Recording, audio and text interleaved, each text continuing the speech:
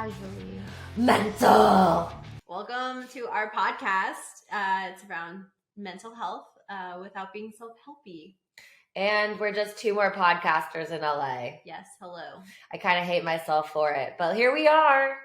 It's very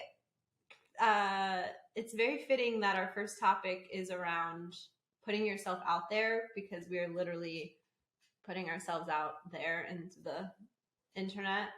Yeah, honestly, I was texting Piera like right before we were launching our Instagram for this at 3:30 in the morning, being like, do we do this? I feel like maybe we don't, because it's really freaky to think about other people watching me. And the irony is we both work in social media. Piera does a little bit better of a job putting herself out there, even though I know it makes you nervous. I'm very anxious. Whereas me, I've made my living off of putting other people out there, but not myself. And it's something that has always kind of freaked me out.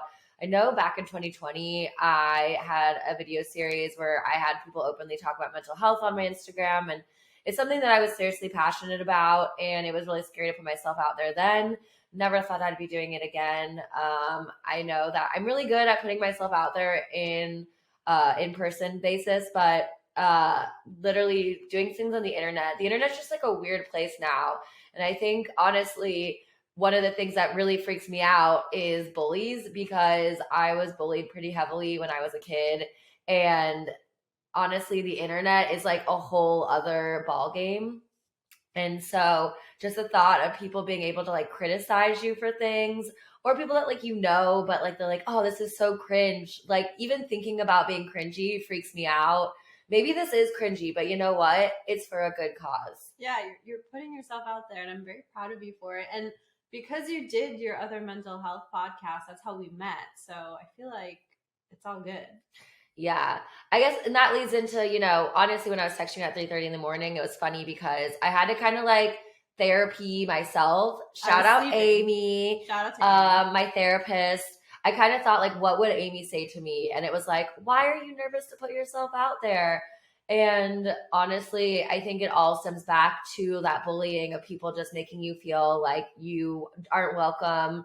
It's, I think I also had really low self-confidence when I was a kid. And so it's been something that I'm trying to work up as being an adult. I mean, I still go through pretty low confidence stints even right now.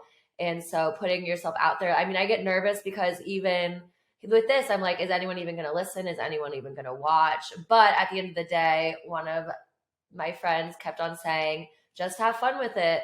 And I was like, you know what? That makes sense. And it really is like, at the end of the day, we're putting ourselves out there, but I don't know. It's just like, you have to get over that. Like it's the hump that I'm even working towards. So, I mean, I'm proud of us for doing this too, because not in a million years would I ever think I'd be a podcaster. Me neither. I have imposter syndrome a lot of the time. And it's like, what do you have to, there's so many, our case in point, like there's so many other podcasts out there. Like why would anyone listen to yours? And all these, like, my internal voice is so rude. Oh my God, so is mine. So rude. So I'm trying to like shut her up and go through with this podcast and just see where it goes. Yeah, have fun with it. And if anything, we're sharing a part of ourselves with people who know us or don't know us or only know one side of us. So I think that's pretty cool to be able to be vulnerable and literally just put yourself out there visually, and then voice. Hearing my voice is so weird. We're nervous. I think that also goes into just kind of why we wanted to do this podcast in general. I think for me, I had a weird mental health journey. I was a depressed ass kid. I would literally sit in my room listening to System of a Down by myself all the time. I think that's why I love metal music and like emo, because I would literally just sit alone and cry to it all the time. Same. But I had no idea that like it was depression. Like it was something that was such a taboo subject in my family. And so as I got older and kind of started working on things, I think I really hit rock bottom in 2018, 2019, because I just dealt with one death after another death after another death. A few of them were actually quite quick and random. And when you go through a traumatic event where you don't really have time to plan for it, it deeply affects you. And on top of that, I was also dealing with just work stress, didn't like my job anymore. We were going through a merger. I was going through a really toxic breakup. I honestly would go home every day and just curl up in a ball and cry. And I didn't want to eat. I didn't want to talk to anybody. I actually stopped talking to a bunch of my friends because I was in such a bad mental headspace. And honestly, I did think maybe it'd be better if I didn't live in this world. And it was something that I think scared me. Like those thoughts really did scare me. And one day, especially after my uncle passed away from pancreatic cancer, he was only really given 6 months to live. That's when I was kind of like, damn girl, like pick yourself up, dust yourself off. You got this. I was seeing a therapist at the time that I didn't like. And I called Kaiser one day and I was like, yo, you guys have no appointments available. This sucks. Like, I need you to work with me on this. And they did. And actually, I was able to get a therapist out of my network and who I'm still going to today, Amy Obbs. But, and it just honestly, that is what like immediately got me into it. And I think through that, I became a really big mental health advocate because when I was going through some of the thick of it, I felt really alone and isolated. And as I was coming out of it, I realized that we all are surrounded by support systems, therapy. There's a million ways to get yourself out of it. And so I really wanted to make it my mission to help other people not feel alone as well. Yeah. Same with the mental health journey. I didn't know at the time, but I do have a lot of childhood trauma. I grew up with immigrant grandparents and my mom, single mom. So I was like a weird kid. I didn't have that many friends growing up. And when I was about 25, 26, I mean, to this day, I'm like, I didn't think I'd be here, but my way of coping was to move across the country, just like get myself out of the world I was living in myself in my head, which I say you should do that, but also go to therapy. Go to therapy. But I didn't really go to therapy until I was maybe 30, 31, because I shared with a friend like all those heavy things that I was talking about and like not thinking I'd be here. And they're like, you need to see a therapist. Actually, like that's, you should go do that. And I didn't ever think like therapy was for me. I'd always see it in like the movies or TV. And I don't know, I thought I didn't meet the requirements. And after going through a rabbit hole of like, how do you find a therapist and the insurance and just all these kind of obstacles, which I was really determined. I was like, I'm going to go to the therapy. I'm going to do it.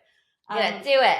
And I ended up not liking my therapist. Oh my God, I love how we both didn't like our first therapist. Did not like, and I was like, oh man, is this how it is? And I kind of felt like it was a doctor where you're like assigned and that's it. You can't shop around. Like I didn't know that was a thing you could do. So I remember like the last couple of sessions we had, she was like, yeah, you're sounding much better. Yeah, I think we can like wrap up. And I'm like, wow, like I'm doing the therapy. Like, am I done? Like, do I get a certificate? I did it, like check mark.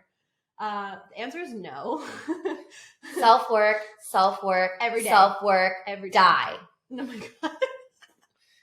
But you really are. I mean, life is a constant, like you just keep on working on yourself. It never ends. And I think that's something that we always forget about too, is it's never like, okay, great. Now here it is. Let's go. I mean, life is a constant struggle. Look at the world that we're living in today. It's a weird place, a wild and wacky world we're living in. And I think it's just really important to realize that there's not like one straight path and every single day is like a new up and down, and just acknowledging that. Yeah, being aware and being okay with like not every day is going to be perfect or look exactly the same. And I now have a therapist who I love, Sarah. Shout out Sarah. Who has been helping me do a lot of uncomfortable self work and learning like who I am. But I got to say, I'm very proud of where I'm at now, because again, never thought I'd be here. But since then, I've tried couples therapy. I've tried EMDR. I want to try hypnotherapy. If anyone has tried that out, please let me know. You know what's something? I've actually done EMDR as well, and I really like it. I do talk therapy. EMDR really helped me work on a bunch of my traumas that I'd kind of stored from my past. And I also, speaking of putting yourself out there, I did group therapy. It was kind of more for like shits and gigs. I honestly, when they asked me if I wanted to do it, I was like, you know what? That sounds really interesting. Like, I would love to be in a room of people and just like see how it goes. So I had like a little YOLO moment, like, okay, let's go. How was it? It was weird. I had, you know, putting yourself out there is weird. You know, you're in a room full of strangers of all ages, of like all different backgrounds. And I think for me, I took me a little bit to share because I was super nervous. But kind of, I mean, there's some people who definitely were better at putting themselves out there. But as we kind of went, like, I think we all kind of started having a positive bond, no trauma bonding, toxic, but we all started like kind of working on it together. And you kind of realize at the root of everything is that we all have problems. We're all going through the same stuff. Some are greater than others, but just kind of like being like, just taking your time with yourself. And so I think kind of learning ways to cope with it. And it was funny because some people would have similar issues to me and they would kind of, maybe it's something that I didn't even realize I was doing, but somebody else was talking about, and I'd be like, oh wow, like maybe I needed that advice. And so I think for me it was a really awesome experience. It was weird and I have great stories from it, but well, not stories, but I have great memories from it. And yeah, I also had a friend that did text therapy too. I know that I think she was a little bit scared of going into straight therapy, and so it was kind of her way of dabbling in it. So there's tons of different ways to go about it. Like, so again, shop for your therapist. There's tons of different types of therapy. And I think that it's something where it's, again, it's at the end of the day where it's like, you don't want to feel alone. You want to feel like you have a place in the world. And I think that depression can be such a lonely place, which is why I just think it's important to know that there's resources so you don't feel alone. Yeah. And speaking of not feeling alone, we want to open it up to you, the person listening. If you do want to share, if you've been listening to this episode and you're like, I did put myself out there this week or lately, I did this thing, let us know. We're on all the socials. Our Instagram is at casually_mental. Please share your story if you did recently or you want to, like, we can hold you accountability buddies. Mm-hmm. And if we have your consent, because we love consent. We love consent. We love consent here. We will share your story on the next episode.